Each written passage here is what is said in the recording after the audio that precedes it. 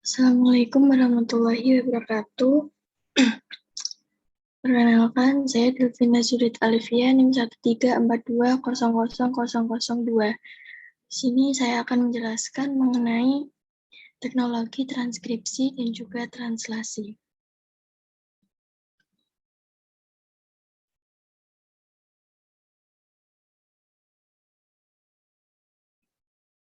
Sebelumnya merupakan suatu pengertian dari asam nukleat dan juga protein.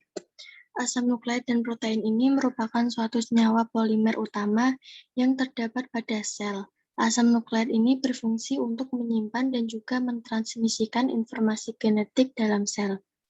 Sel sendiri mempunyai dua jenis molekul asam nukleat, yaitu DNA dan RNA.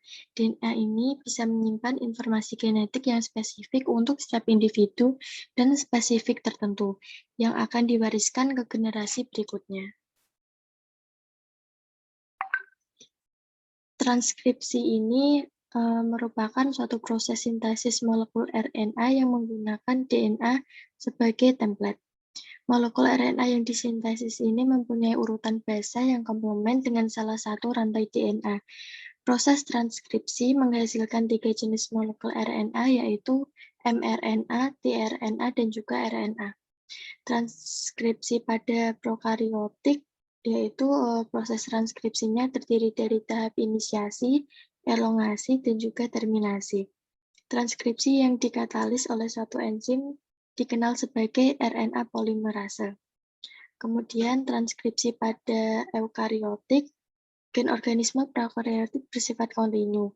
Hal ini berarti seluruh nukleotida memspesifikasi asam amino, sedangkan gen organisme pada sel eukariotik ini bersifat tidak kontinu.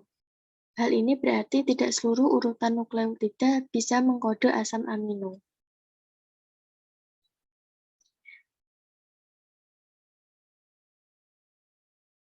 Selanjutnya yaitu adalah proses translasi. Protein merupakan suatu produk dari aliran informasi genetik.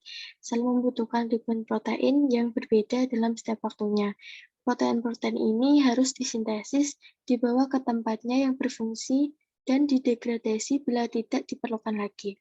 Sintesis pada protein eukariotik ini melibatkan 70 jenis protein ribosom, 20 jenis enzim untuk mengaktifkan prekursor asam amino, 20 atau lebih enzim dan faktor protein lain untuk inisiasi, elongasi, dan juga terminasi polipeptida.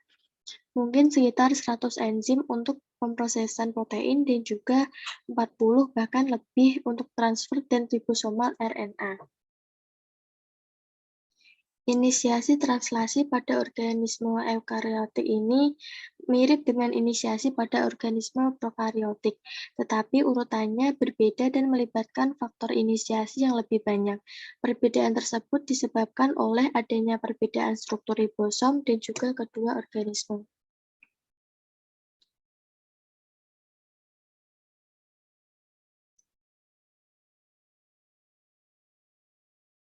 Selanjutnya yaitu aplikasi transkripsi dan translasi. Dalam teknologi transkripsi dan juga translasi ini digunakan untuk menghasilkan suatu protein yang fungsional dengan menggunakan ekstrak tanaman maupun bakteri yang mengandung ribosom dan organel-organel sel lainnya, termasuk faktor inisiasi maupun elongasi yang diperlukan untuk sintesis antigen atau vaksin.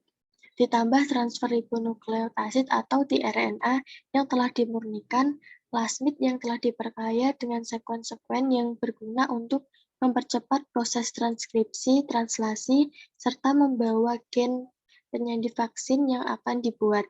Enzim RNA polimerase, sumber energi, dan enzim pemecah sumber energi. Sekian, wassalamualaikum warahmatullahi wabarakatuh.